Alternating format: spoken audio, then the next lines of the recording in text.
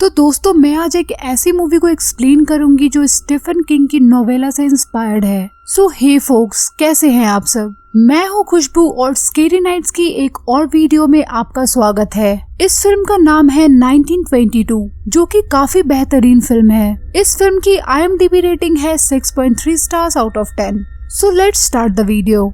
Movie की शुरुआत 1930 के समय में विल्फ्रेड जेम्स को दिखाते हुए होती है, जो किसी कारण से डरा हुआ शहर के एक होटल में रूम बुक करता है। उसे यहाँ भी दीवारों से किसी चीज की आवाज आ रही थी, जिसके बाद वो अपना कन्फेशन लिखने बैठता है और हमें पता चलता है कि उसने पास्ट में ऐसा कुछ किया था जिसके लिए वो आज तक भाग रहा है। स्टोरी अब 1922 में आ जाती है, जहाँ विल्फ्रेड एक साधारण फार्मर था और अपनी वाइफ आर्लेट और बेटे हेनरी के साथ एक खुशहाल जिंदगी जी रहा था। इस समय उसके पास 80 एकड़ की जमीन थी और दूसरी तरफ उसकी वाइफ के पास 100 एकड़ की जमीन, जो कि उसको अपने फादर से मिली थी, और ये सारी प्रॉपर्टी आगे चलकर हेनरी की होने वाली थी। विल्फ्रेड चाहता था कि हेनरी भी उसकी तरह एक प्राउड फार्मर बने और वो उसे भी फार्मिंग सिखा रहा था, लेकिन आर्लेट वहाँ की जमीन और फार्म को फार्मिंगटन कंपनी को बेचकर शहर जाना चाहती थी। आर्लेट की जिद के कारण धीरे धीरे विल्फ्रेड के साथ उसके रिश्ते खराब हो रहे थे और बात एक दिन यहाँ तक पहुँच जाती है कि आर्लेट विल्फ्रेड को ये ऑफर देते हुए डिवोर्स की मांग करती है कि वो डिवोर्स के बाद फार्मिंगटन कंपनी से मिले जमीन के पैसे वो 50-50 बांट लेंगे। विल्फ्रेड उससे ये पूछता है कि डिवोर्स के बाद हेनरी किसके साथ रहेगा, और आर्लेट ये कहती है कि वो उसको अपने साथ शहर ले जाएगी। विल्फ्रेड अब उससे कुछ दिन सोचने का समय मांगता है, लेकिन अब इस ऑफर के बारे में सोचने की जगह वो धीरे धीरे ये प्लान बनाने लगता है कि कैसे आर्लेट को रास्ते से हटाया जाए और पूरी जमीन अपने पास रखी जाए, क्योंकि विल्फ्रेड को अपनी जमीन जान से भी ज्यादा प्यारी थी और वो नहीं चाहता था कि इसे फार्मिंगटन कंपनी को बेचा जाए, जो यहाँ स्लॉटर हाउस खोलना चाहते थे। लेकिन आर्लेट को रास्ते से हटाने के लिए विल्फ्रेड को किसी की मदद की जरूरत थी और उसे वो मौका भी मिल जाता है जब एक दिन बेसमेंट में वो हेनरी को उनके नेबर शैनन के साथ पकड़ लेता है। हेनरी और शैनन काफी समय से एक दूसरे को पसंद करते थे और अक्सर ऐसे ही छिप छिप कर मिला करते थे। विल्फ्रेड उसे यहाँ कुछ नहीं कहता, लेकिन वो धीरे धीरे हेनरी को ये कहकर भड़काना शुरू कर देता है कि अगर शैनन के बारे में उसकी माँ को पता लग गया तो वो उन्हें फिर से कभी नहीं मिलने देगी और उसे यहाँ की जमीन बेचकर शहर ले जाएगी। विल्फ्रेड हेनरी के साथ ये प्लान भी शेयर कर देता है कि वो आर्लेट को उन दोनों के रास्ते से हटाना चाहता है। अगली शाम विल्फ्रेड आर्लेट से ये कहता है कि वो जमीन बेचने के लिए तैयार है, जिसके बाद आर्लेट एकदम खुश हो जाती है और जश्न के रूप में जमकर ड्रिंक करती है। वो हेनरी को भी अपने पास बुलाती है और उसे बताती है कि उसे शैनन के बारे में पता है। आर्लेट शराब के नशे में शैनन को काफी अब्यूज करती है, जिससे गुस्सा होकर हेनरी अंदर चला जाता है। आर्लेट ने इतना ज्यादा ड्रिंक किया था कि अब उसे होश ही नहीं था, जिसके कारण विल्फ्रेड को उसे उठाकर रूम में ले जाना पड़ता है। विल्फ्रेड के लिए ये एकदम सही मौका था आर्लेट को खत्म करने का, और वो इसके लिए हेनरी से मदद मांगता है। हेनरी इस समय गुस्से में था और वो भी इस काम के लिए मान जाता है। हेनरी अब तकिए से आर्लेट का मुंह दबाता है और विल्फ्रेड चाकू से उसका गला काट देता है। वो दोनों अब आर्लेट की बॉडी को बिस्तर में बांधकर उन्हीं के कुएं में फेंक देते हैं, जो काफी समय से सूखा पड़ा था। और इसके बाद विल्फ्रेड हेनरी के साथ मिलकर रात में ही घर से मर्डर के सारे सबूत मिटा देता है। अगली सुबह विल्फ्रेड आर्लेट के सारे नए कपड़े एक सूटकेस में पैक करता है और उन्हें भी कुएं में फेंकने जाता है, ताकि वो उसके रात में ही यहाँ से भाग जाने की स्टोरी बना सके। लेकिन जब वो कुएं को ओपन करता है तो देखता है कि आर्लेट की बॉडी जो उन्होंने बिस्तर में बांधकर फेंकी थी, वो अब बाहर कुएं की दीवार से सटकर बैठी थी और चूहे उसे खा रहे थे। जिसके बाद विल्फ्रेड उस सूटकेस को फेंककर वहाँ से चला जाता है। विल्फ्रेड अब अगली सुबह एक कहानी तैयार करता है कि आर्लेट अपनी फैमिली से परेशान हो चुकी थी और उसे शहर जाना था, जिसके कारण वो रात में ही अपने सारे नए कपड़े पैक करके वहाँ से चली गई। उसने विल्फ्रेड की कार नहीं चुराई, क्योंकि कार की आवाज से उसकी नींद खुल जाती और वो पैदल ही वहाँ से निकल गई। 2 दिन बाद फार्मिंगटन कंपनी का लॉयर विल्फ्रेड के घर आर्लेट से मिलने आता है, ताकि वो जमीन की डील को फाइनल कर सके। लेकिन विल्फ्रेड उसे वही कहानी सुनाता है कि उसकी वाइफ कुछ रात पहले ही घर छोड़कर भाग गई उस लॉयर को इस बात पर यकीन नहीं होता क्योंकि फार्मिंगटन कंपनी के साथ डील आर्लेट के लिए बहुत इम्पोर्टेंट थी। विल्फ्रेड अब हेनरी से अपनी बात की कंफर्मेशन करवाता है, लेकिन वो लॉयर उनका घर चेक करने के लिए कहता है, लेकिन विल्फ्रेड उसे धमकाकर वहाँ से भगा देता है। पर जाने से पहले वो लॉयर उसे धमकी देकर जाता है कि वो उसे देख लेगा।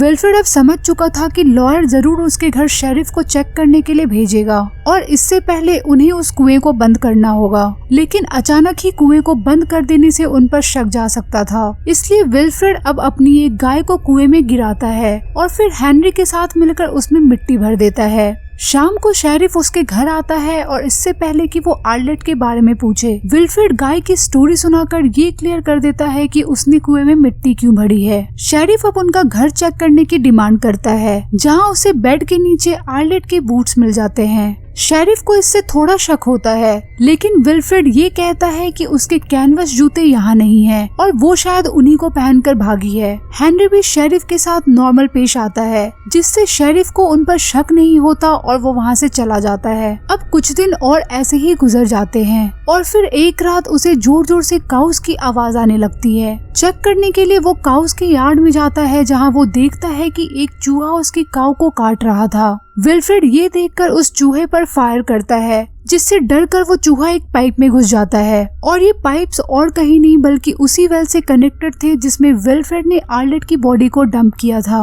विल्फ्रेड अब उस पाइप को कपड़ा फंसाकर बंद कर देता है और अंदर चला जाता है, जहां उसे अचानक ही अपनी वाइफ का भूत नजर आता है। लेकिन जब वो उस पर रोशनी डालता है तो वो हेनरी निकलता है, जो फायरिंग की आवाज सुनकर उठ गया था। अगली सुबह विल्फ्रेड उन सभी पाइप्स को सीमेंट से बंद कर देता है, जिसके बाद हेनरी उसे मिलने आता है और उसे बताता है कि शैनन प्रेग्नेंट हो चुकी है और वो उसे शादी करना चाहता है। विल्फ्रेड अब उसे ये कहता है कि उसके पास हेनरी को देने के लिए पैसे नहीं है, जिससे वो नई जिंदगी स्टार्ट कर सके और उसे शादी करने के लिए 25 तक होने का वेट करना चाहिए। हेनरी अब विल्फ्रेड को ये कहता है कि उन्हें जमीन बेच देनी चाहिए थी और मॉम होती तो उसकी मदद करती, जिसके बाद दोनों के बीच थोड़ी बहस हो जाती है और हेनरी वहाँ से चला जाता है। थोड़ी देर बाद शैनन के फादर हार्लन वहाँ आते हैं और विल्फ्रेड को बताते हैं कि वो शैनन को 4 महीने के लिए शहर भेज रहे हैं, जहाँ वो पढ़ाई करेगी और अपने बच्चे को जन्म देगी, जिसके बाद में वो एडॉप्शन के लिए दे दिया जाएगा,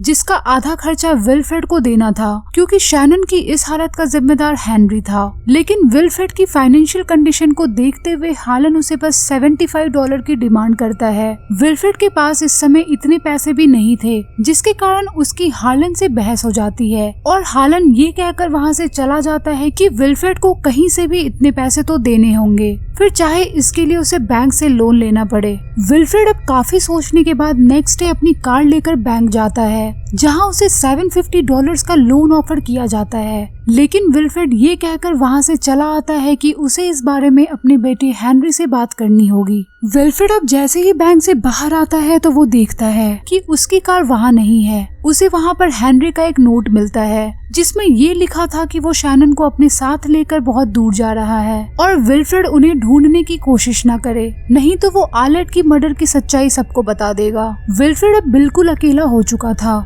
उसे बार बार आर्लेट के मर्डर के फ्लैशेस आ रहे थे और हेलुसिनेशन भी हो रहे थे।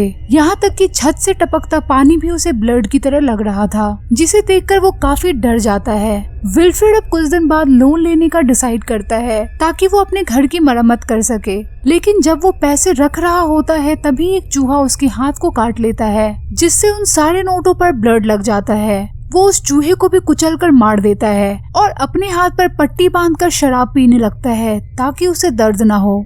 धीरे धीरे मौसम बदल जाता है और वहाँ बर्फ गिरने लगती है और हम देखते हैं कि विल्फ्रेड के हाथ में काफी इन्फेक्शन फैल गया था।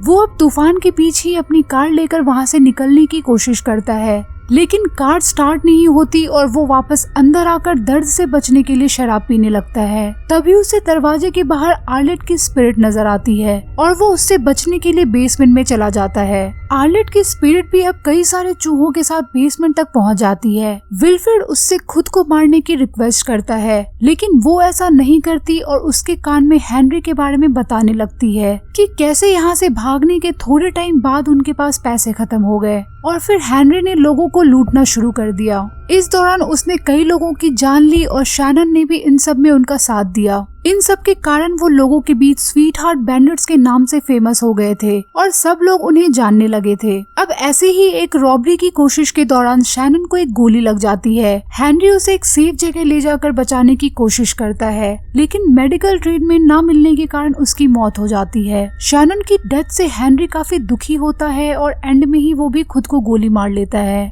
यहाँ विल्फ्रेड की आंखें अब सीधे शेरिफ की कार में खुलती है, जो उसे बेहोशी की हालत में हॉस्पिटल लेकर जा रहा था। विल्फ्रेड के एक हाथ में इन्फेक्शन काफी फैल चुका था, जिसके कारण हॉस्पिटल में उसका एक हाथ काट दिया जाता है। होश आने पर शेरिफ उसे बताता है कि उन्हें एक लेडी की सड़ी हुई बॉडी मिली है, जिसके कैरेक्टरिस्टिक्स आर्लेट से मैच खाते हैं। कुछ टाइम पहले उसे कुछ रॉबर्स ने लूट लिया था और इसी बेसिस पर शेरिफ आर्लेट के केस को क्लोज कर देता है। कुछ दिन बाद हेनरी की बॉडी को भी आइडेंटिफाई करके विल्फ्रेड तक पहुंचा दिया जाता है और विल्फ्रेड ये देखता है कि हेनरी के चेहरे को भी चूहों ने बुरी तरह खा लिया था। विल्फ्रेड अब हेनरी का फ्यूनरल रखता है, लेकिन इस दौरान भी आर्लेट की स्पिरिट उसका पीछा नहीं छोड़ती। थोड़े टाइम बाद विल्फ्रेड की हालत और भी खराब हो जाती है, जिसके बाद वो हालन के पास अपनी जमीन को सिर्फ $500 में सेल करने का ऑफर लेकर जाता है, लेकिन हालन उसे दोबारा वहां न आने की धमकी देकर भगा देता है, क्योंकि उसके बेटे हेनरी की वजह से शैनन की जान गई थी। विल्फ्रेड को अब पूरे घर में चूहे काफी ज्यादा परेशान करने लगे थे। स्टोरी अब कुछ देर के लिए प्रेजेंट में आती है और हम देखते हैं कि उन चूहों ने अभी भी उसका पीछा नहीं छोड़ा है और उसके होटल रूम में भी कई सारे चूहे आ चुके हैं। विल्फ्रेड अब चूहों को इग्नोर करते हुए फिर से अपना कन्फेशन लिखना शुरू करता है और स्टोरी फिर से पास्ट में चली जाती है। यहाँ बैंक द्वारा विल्फ्रेड को फोर्स करके उसकी पूरी प्रॉपर्टी अब फार्मिंगटन कंपनी को सेल करवा दी जाती है, जिसके बाद वो शहर चला जाता है और लंबे समय तक के एक कारखाने में काम करता है। लेकिन चूहे यहाँ भी उसका पीछा नहीं छोड़ते और वो इस काम को भी छोड़ देता है। विल्फ्रेड अपना टाइम शराब के नशे में बिताता था और जब होश होता तो उन लोगों की फैमिली से जाकर माफी मांगता जिन्हें हेनरी ने मार दिया था। स्टोरी अब प्रेजेंट में आती है और हेनरी अब तक अपनी इस गिल्ट से उबर नहीं पाया था। वो ये सारी चीजें अपनी उस नोट में कन्फेस करता है। तभी ढेर सारे चूहे वहाँ आ जाते हैं, जिसके बाद आर्लेट, शैनन और हेनरी का भूत उसके रूम में आता है और हेनरी विल्फ्रेड को एक नाइफ दिखाते हुए ये कहता है कि ये जल्दी निपट जाएगा, मीनिंग कि his death will be quick. और बस इसी के साथ ये मूवी यहीं पर खत्म हो जाती है। नाउ मूवी में हमें ये नहीं बताया गया है कि विल्फ्रेड के साथ क्या होता है, लेकिन सर स्टीफन किंग की नॉवेल में उसकी डेथ का कारण बहुत सारे चूहों का काटना बताया गया है। मैं उम्मीद करती हूँ कि आपको ये वीडियो पसंद आई होगी और आपके सारे डाउट्स भी क्लियर हो गए होंगे। तो आप अगर चैनल पर नए हैं तो प्लीज सब्सक्राइब करके बेल आइकन प्रेस कर दीजिए, जिससे आपको नेक्स्ट वीडियो की नोटिफिकेशन मिलती रहेगी। और अगर आपको फिर भी कोई डाउट है तो आप मुझे इंस्टाग्राम पर पिंग करके पूछ सकते हो। So I will see you in my next video. Till then good bye.